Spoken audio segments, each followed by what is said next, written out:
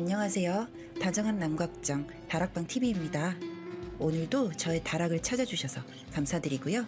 사연 시작해보도록 하겠습니다. 안녕하세요. 얼마 전 너무 기가 막힌 일이 생겨서 어떻게 해야 하나 막막한 마음에 이렇게 글이라도 써봅니다.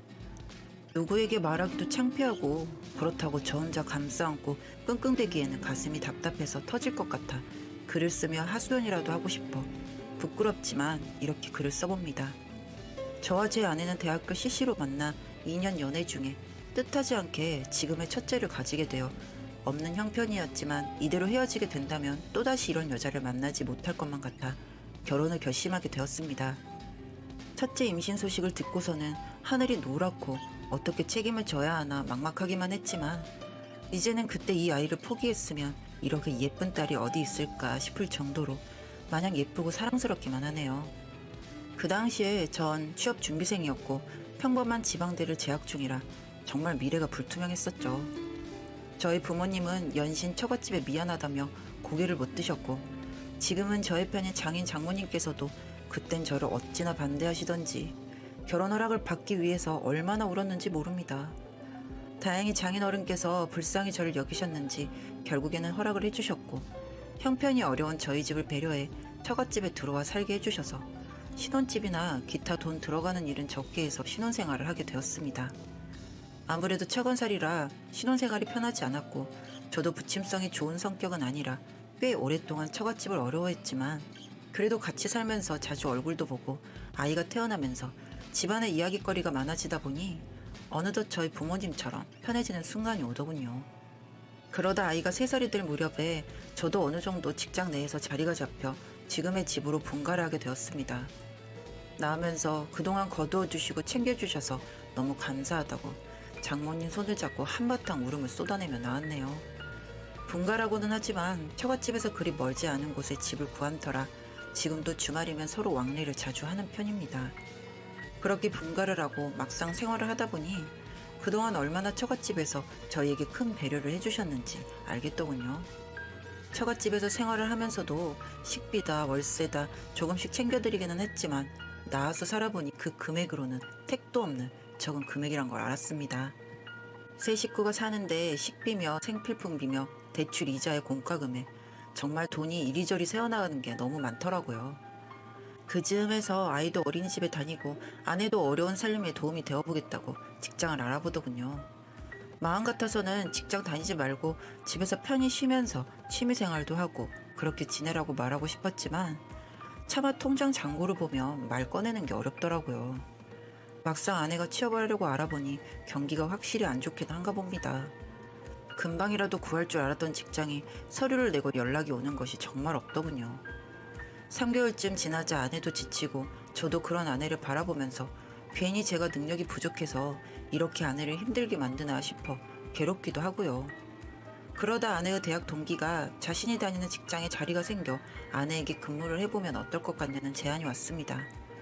아무래도 연락이 오는 곳이 없자 아내가 친구들에게도 부탁을 한 것 같았는데 저는 근무 조건이 절대 용납할 수 없는 곳이라 반대를 했습니다.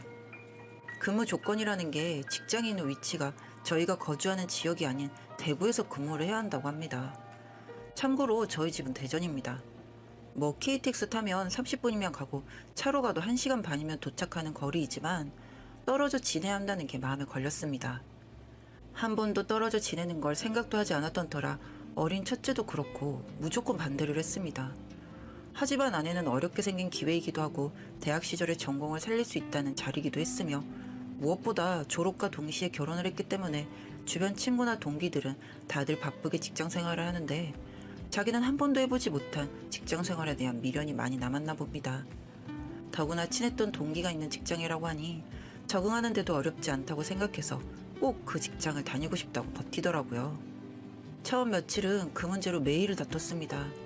저는 기러기 생활은 싫다. 아이는 어떻게 돌볼 것이냐. 떨어져 지내다 보면 부부간의 애정이 식는다고 하고 아내는 아이가 어린이집에 갈 정도로 육아에 최선을 다했으니 이제는 자기 일을 해보고 싶다. 이렇게 지내면 자기가 자기대로 사는 것이 아니라 누군가의 아내와 엄마로 살게 되는 것이 싫다며 입장이 좁혀지지 않았습니다. 매번 다투고 제가 아니라고 말을 해도 결심이 선 아내의 모습을 보니 저도 더 이상은 말리기가 어렵더군요. 결국에는 허락했습니다. 지금 그때로 다시 돌아가면 절대 그 직장도 다니지 못하게 말렸을 것이고 떨어져 지내는 것을 허락하지 않았겠지만 그땐 그걸로 아내가 자신감도 얻고 살림에 도움도 되니 아이가 학교 들어갈 때까지만 다니기로 약속을 하고 허락을 했습니다. 그러고 같이 일할 지역으로 올라가 원룸도 같이 알아보고 필요한 가구도 사고 생필품도 사고 아내가 너무 어린아이같이 좋아하더군요. 한 번도 자취라는 걸 해본 적도 없는 아내였기에 설레하는 모습이 귀엽기도 하고 걱정도 많이 되었습니다. 아이는 제가 출근하며 어린이집에 데려다주고 4시에 장모님이 아이를 픽업해서 처갓집에서 맡아주셨다가 퇴근하면서 제가 데리고 오는 방식으로 케어를 했습니다. 아내는 금요일 저녁에 퇴근을 하며 집으로 올라와 같이 주말을 보내고 일요일에는 제가 데려다주고 오는 생활을 이어나갔습니다. 고생스럽기도 했지만 오히려 맨날 붙어있을 때보다 주말에만 만나니 많이 애틋해지기도 하고 월급을 받아오니 아내가 직장을 다니게 하는 것이 잘 되었다는 생각도 들었습니다. 그렇게 몇 개월 동안은 새로운 생활에 적응도 하고 정신없이 지나갔습니다. 문제는 6개월 차에 들어서인가 아내가 갑자기 주말에 집으로 내려오지 않았습니다. 물론 매주 주말마다 대구에서 대전으로, 대전에서 대구로 왔다 갔다 하는 생활이 많이 힘들고 피곤하게 된 상태지만 어느 순간부터 피곤하다, 직장 내 스터디 모임이 있다, 회사 내 감사가 있어서 주말에 근무를 한다 등등 갖은 핑계를 대면서 내려오지 않다가 3개월이 지나니 그때부터는 연락도 잘 되지 않고 주말에 한 번씩 집에 내려오는 것이 되게 특별한 일이 되었습니다. 처음에는 서운해서 아내에게 툴툴거리기도 하고 섭섭하다고 이야기까지 했지만 괜히 투정 부리는 것 같아 보이기도 하고 아내도 일하면서 피곤할 거란 생각을 하니 저도 그러려니 하고 넘어가려고 했습니다. 그렇지만 자꾸 서로 멀어지는 느낌이 들기도 하고 관계 개선이 필요할 것 같은 생각이 들어 금요일 오후에 반차를 내고 아내가 있는 직장으로 차를 몰았습니다. 퇴근 때 깜짝 데리러 온 모습을 보면 얼마나 좋아할까 싶어 한달음에 달려가서 회사 정문에 차를 대고 기다렸습니다. 시간이 7시가 넘어 퇴근하는 아내의 옆에는 웬 처음 보는 남자와 같이 이야기를 나누며 걸어 나오더군요. 왠지 이상했습니다. 서로 사이가 좋을 때 이런 모습을 봤다면 아무 의심도 들지 않았겠지만 연락도 뜸하고 집에도 잘 올라오지 않은 아내였기에 누군가 옆에 남자가 함께 있다는 게 굉장히 이상한 생각이 들게 만들더군요. 그래서 뒤를 밟아보기로 했습니다. 아내는 그 남자의 차에 타더군요. 서로 출퇴근할 때 태워다주는 사이인가 싶어서 뒤따라가 보니 아내의 원룸에 주차를 하고 함께 올라가는 모습을 봤습니다. 그냥 뭔가 주고받을 물건이 있어서 올라갔겠지 싶었지만 그래도 마음이 너무 불안했습니다. 바로 뒤따라 제가 들어가면 확실하지 않을 것 같아 30분을 더 기다리다가 올라갔습니다. 문을 두들기고 아내의 이름을 불렀을 때 문 너머 안에서 우당탕 소리가 들렸습니다. 빨리 문을 열어보라고 문을 두들기고 아내는 잠시만 거리면서 서로 대치하는 모습이었죠.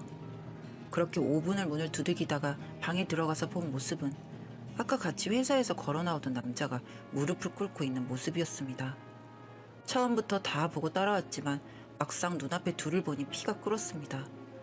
욕실에서는 방금 샤워를 한 건지 바디워시 냄새와 김이 모락모락 나고 있었고 면도기도 꽂혀있는 모습을 봤습니다. 일단 그 남자에게 명함을 달라고 한 뒤 여기 회사에 연락해서 아내랑 바람난 놈이라고 소문을 다 내버릴 거라고 말하고 당장 나가라고 소리쳤습니다. 아내는 아무 말도 하지 못하고 땅바닥만 쳐다보고 있었고요. 저도 그 자리에서 더 말하다가는 무슨 일이 생길 것만 같아 바로 대전으로 올라왔습니다.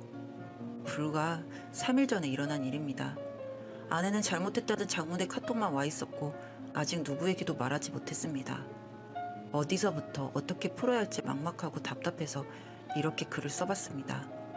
아이도 생각해야 하고 저를 아들처럼 거둬두신 처갓집을 생각해서 넘어가야 할지 아니면 다 엎어버릴지 이러지도 저러지도 못하겠습니다.